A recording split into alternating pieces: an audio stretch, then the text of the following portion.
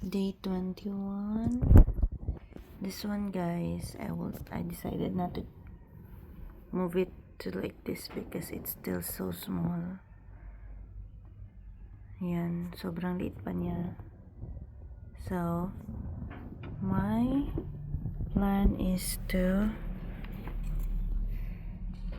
remove like this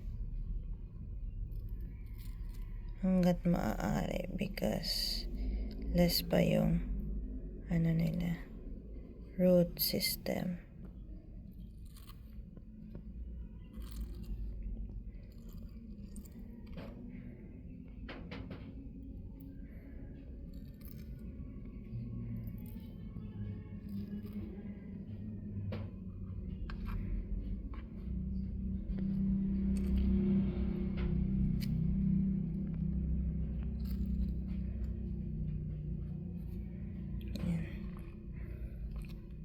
Decided to do it like this para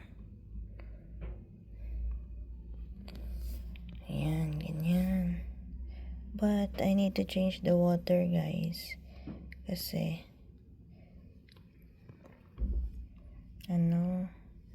yung pH level niya sobrang taas. Acidity niya taas, yung acid 7 something yesterday, so I need to change the water kasi merong lamok. Yan, kita niyo yan, that is lamok. So I need to throw it away and change it to another one here. As you can see, yung pH level niya is around 7. So I need to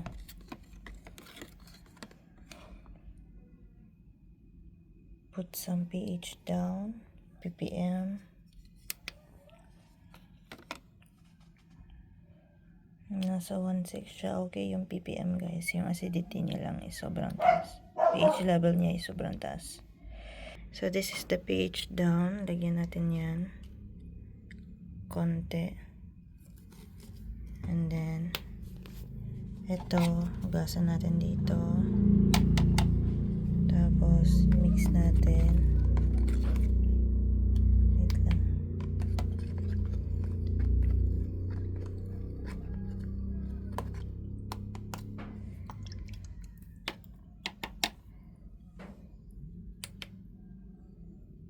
Ayan. Check natin. Oh my god, sumobra yung pH down natin, guys. 10.4. Umabot na siya sa 4.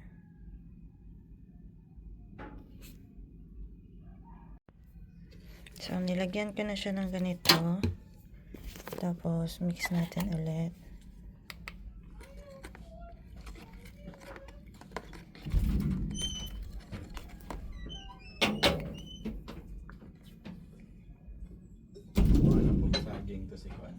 Lagyan natin ng itong banan yan na naibili na pong saging. O bose. gignat. Balatan siya. Isa-isa ba po diyang kawan. Pero pila po siya kabalik. Dahil na natin ko.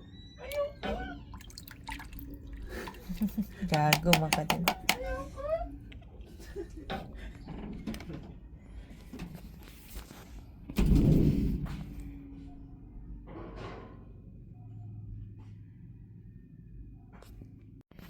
Ayan, na perfect na, guys. As you can see, 6.0, 6.03.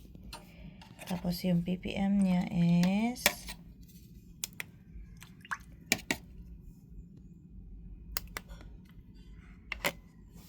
yan, perfect. 1.8 ppm, 6.03 pH level.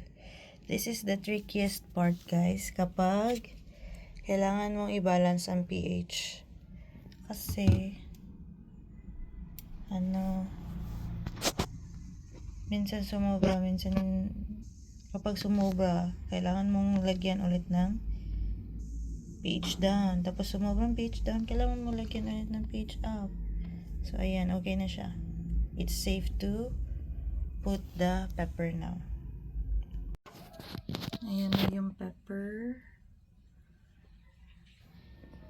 So, I decided I will transfer it to like this kapag mga ganito na siya. Mataas. Sobrang taas na. Kasi as of now, sobrang liit niya pa. So, hanggang dyan siya muna mga 20 days to 25 days. Kasi hindi na harvesting period nito is matagal pa. So, yan. Dyan muna siya. And kita nyo, the petchoy is doing really well. So, I hope successful na talaga si experiment number 3. Hello, good morning. It's me, Krissa, your ESL teacher slash palantita slash maldita slash mamaligya ay og slash mamahawta. Ayan, we have longanisa and beef loaf. So, in this video, today is day 21 and I just finished, or I am changing the water for pepper kasi pH level niya is 7. It's acidic. So, I need to change it to make it healthier para hindi siya mag-fail. And that's it.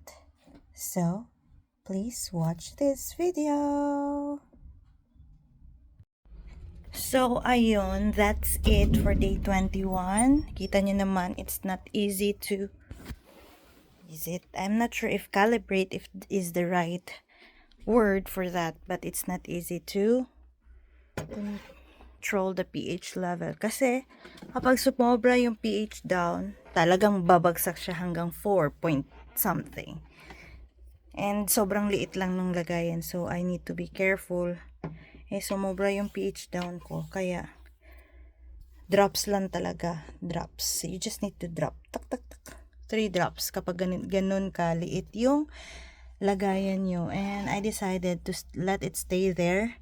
Kasi hindi naman siya i-harvest in 48 days yung pepper or atsal.